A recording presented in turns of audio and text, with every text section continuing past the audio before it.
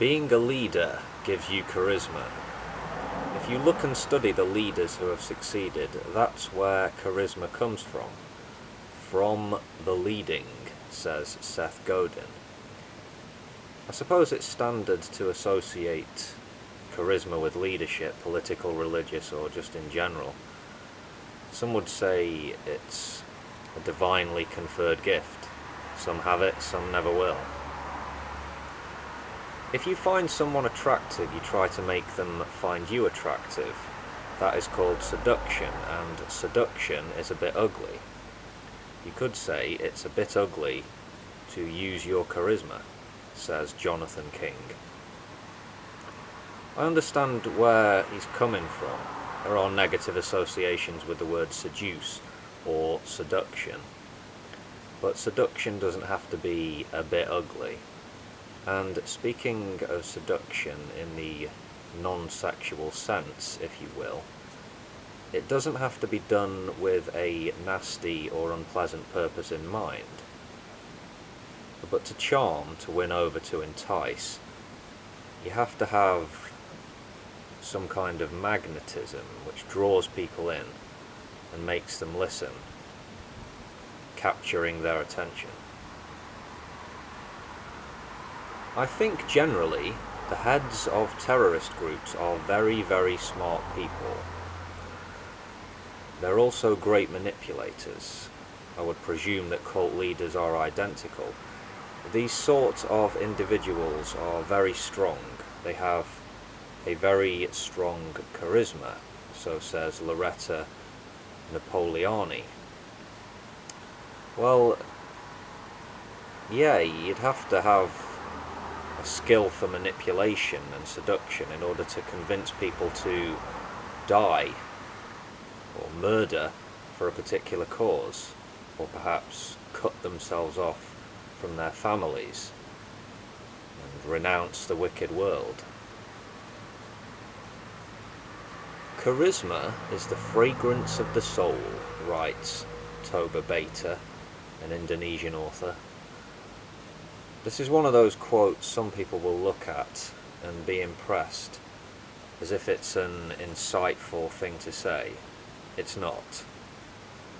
What if I were to say, charisma is the odour emanating from a confident being? It's bullshit, isn't it? A load of wank. It's not enlightening. Here's a couple of quotes from Robert Brault, which may or may not resonate with you. Charisma is not so much getting people to like you as getting people to like themselves when you're around. Charisma is a fancy name given to the knack of giving people your full attention. Here's one from Jerry Porris. When you put together deep knowledge about a subject that intensely matters to you, charisma happens. You gain courage to share your passion, and when you do that, folks follow. Yeah, being knowledgeable and passionate are, of course, well and good. But some individuals have what some may see as repulsive personalities. Folks can be very picky, oftentimes set in their ways. You can be smart, enthusiastic, have the courage of your convictions. Good qualities in a leader, right? But if there's something about you people don't like, even if it's something they can't quite put their finger on, then your words won't get through. And some folks are fickle.